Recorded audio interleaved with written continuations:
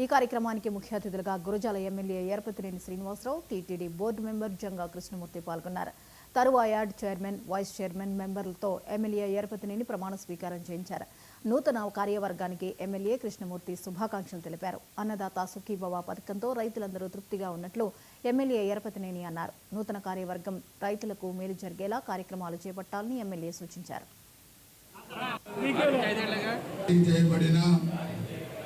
GO number 690 agriculture రైతుల అభివృద్ధి కోసం రైతులకు కావాల్సిన సేవలు అందించే దాంట్లో ముందుండాలని కూడా కోరుకుంటున్నాను.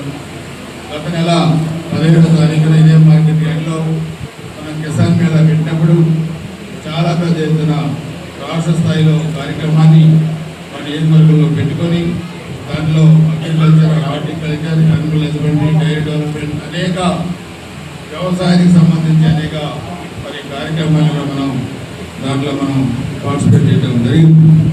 సో అందుకే ఈరోజు వ్యవసాయం అంటే దండగా అనేది కాకుండా లాభసాటి వ్యవసాయాన్ని చేయడానికి మన ముఖ్యమంత్రి చంద్రబాబు నాయుడు గారు అంటే ప్రభుత్వం ఏ విధంగా మరి కొత్త పద్ధతులు అధునాతన వ్యవసాయ పరికరాలతో అధునాతన వ్యవసాయ పద్ధతులతో ఇటు అగ్రికల్చర్లో కానీ, హార్టికల్చర్ కానీ, పౌల్ట్రీ కానీ, డైరీ డెవలప్మెంట్లో కానీ వ్యవసాయ అనుబంధ ఉత్పత్తులన్నింటిలో కూడా మరి ఉత్పత్తుల శాతాన్ని పెంచి వ్యవసాయాన్ని లాభసాటిగా చేసి మరి రైతులు దేశానికి వెన్నుముక అనే ఒక సాధక చేయాలి ఆ మాట అనేది ఒక ముఖ్యమంత్రి గారి సంకల్పం.